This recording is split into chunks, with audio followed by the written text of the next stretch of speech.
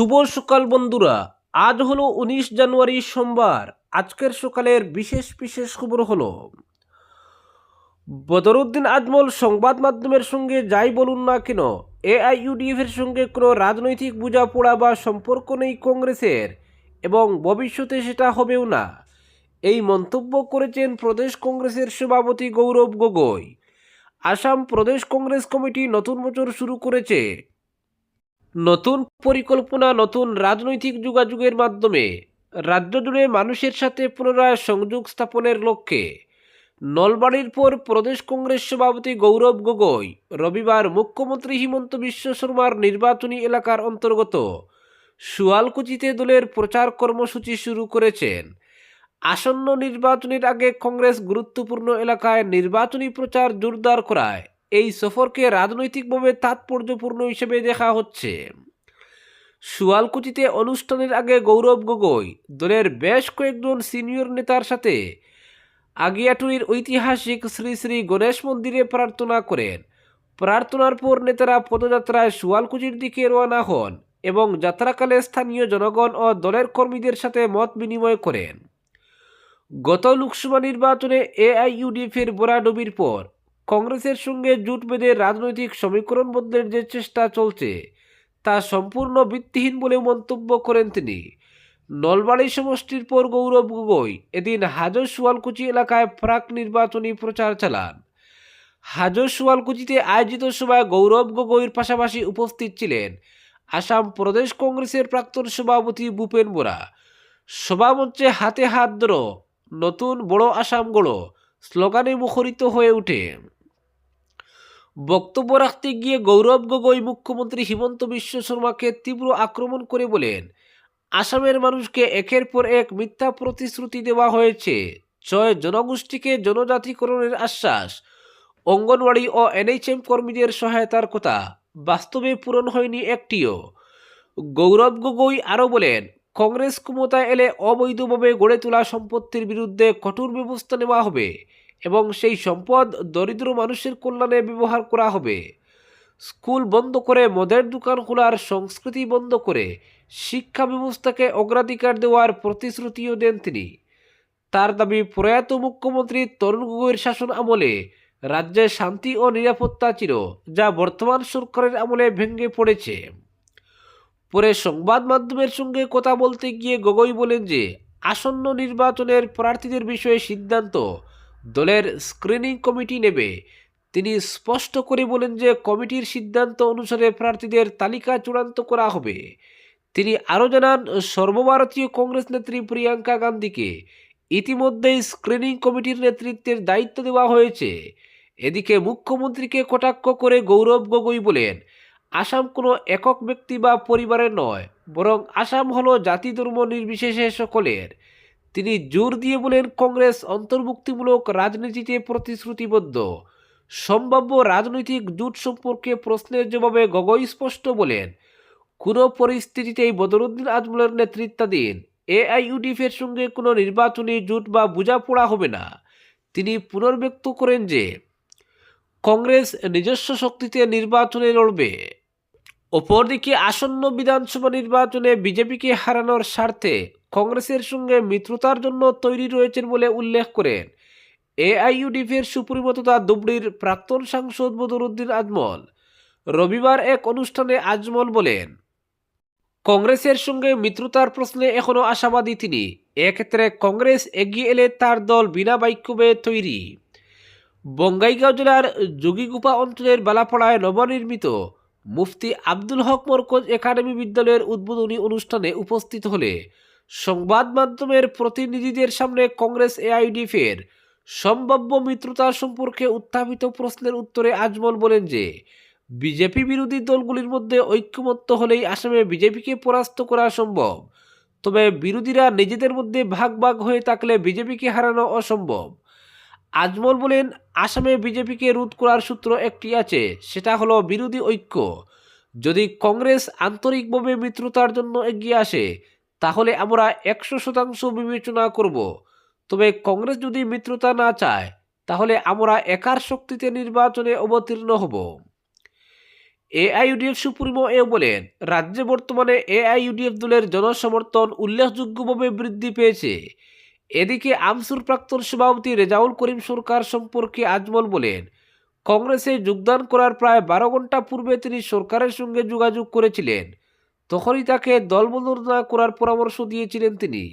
কারণ আজমলের মতে কংগ্রেসে যোগদান করলে রেজাউলের স্বাধীনভাবে মত প্রকাশের ক্ষেত্রে বাধা বিপত্তি আসবে এবং সরকারের রাজনৈতিক ভাবমূর্তি নষ্ট হবে। অবশেষে তার কথাই সত্য হলো বলে উল্লেখ করেন আজমল। বলেন, রেজাউল যদি ভবিষ্যতে ফের এআইইউডিএফ দলে ফিরে আসার সিদ্ধান্ত নেন তাহলে দল তাকে স্বাগত জানাবে। অপরদিকে অসমীয়া জাতিকে কেউ রক্তচক্ষু দেখাতে পারবে না বললেন মুখ্যমন্ত্রী।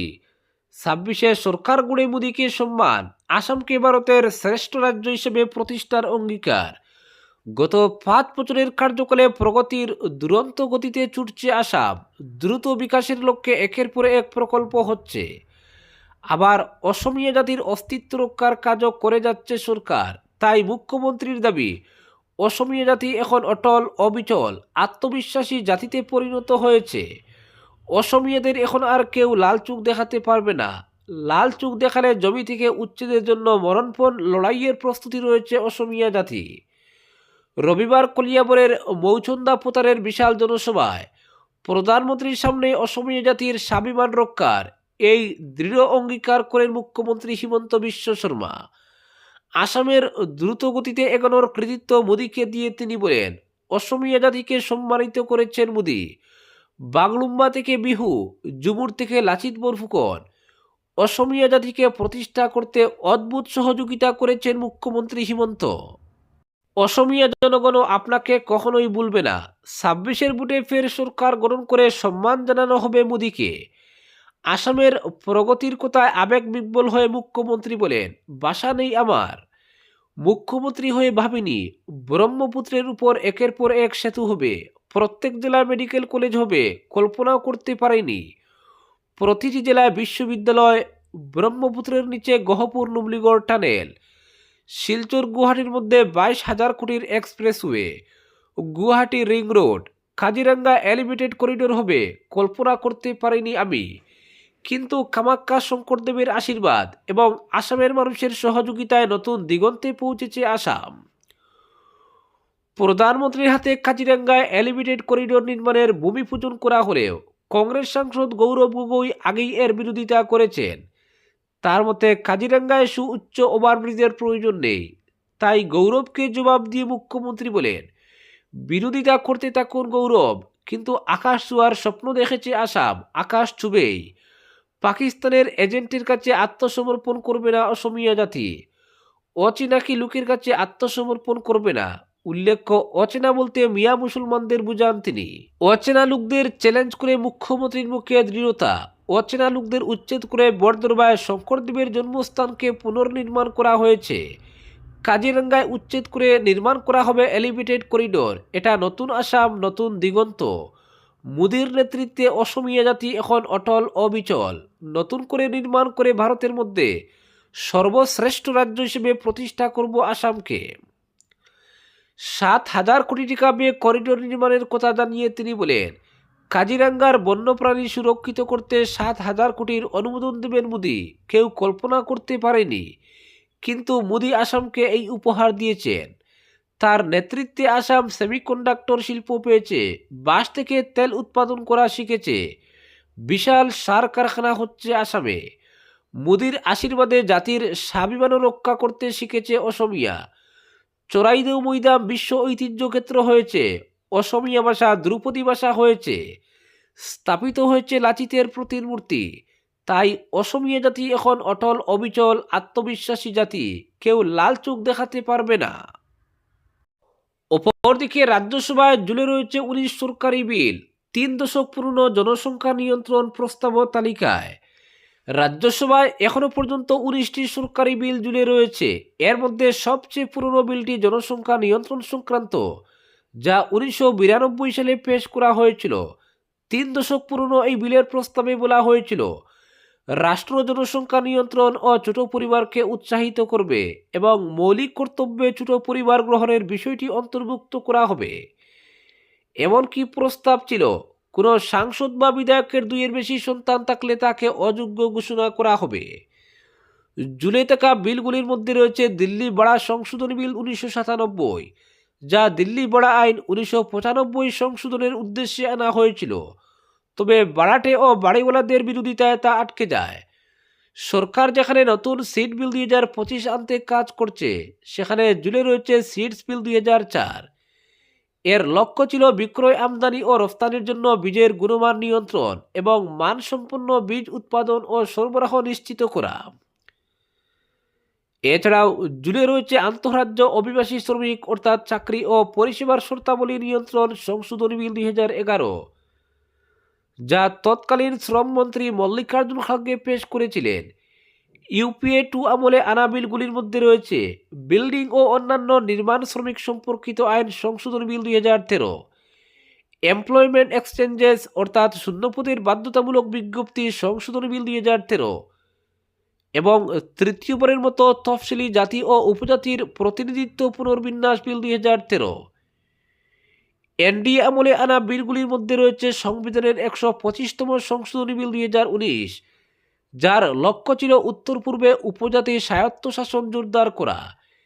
এর মাধ্যমে আসাম, মেঘালয়, ত্রিপুরা ও মিজোরামের স্বায়ত্তশাসিত পরিষদগুলিকে আর্থিক ও প্রশাসনিক ক্ষমতা দেওয়া এবং গ্রাম ও পুর পরিষদে নির্বাচিত প্রতিনিধি আনার প্রস্তাব ছিল।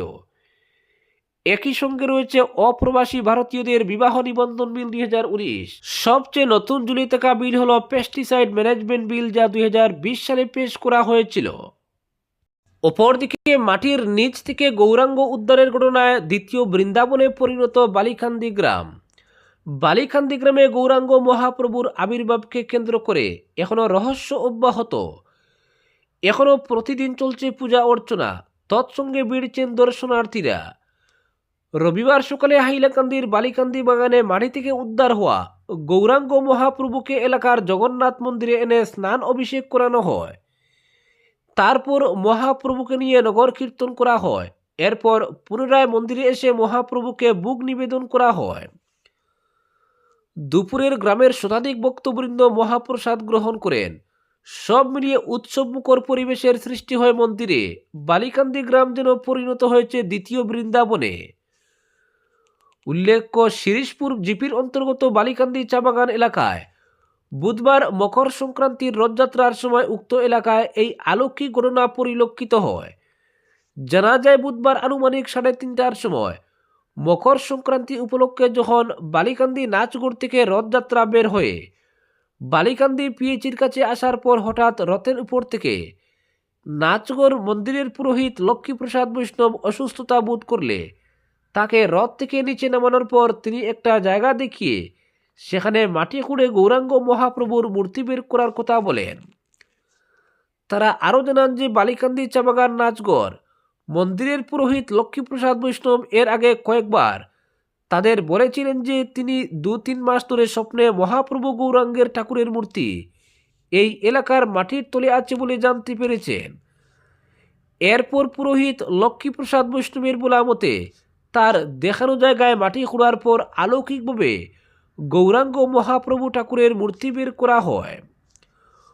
বলিরামবাবু এবং পিকলুবাবু আরও জানান যে এই গৌরাঙ্গ মহাপ্রভুর মূর্তি মাটি থেকে বের হওয়ার পর গৌরাঙ্গ মহাপ্রভুর মূর্তি দর্শনের জন্য কাতারে কাতারে লোক জমা হতে থাকে।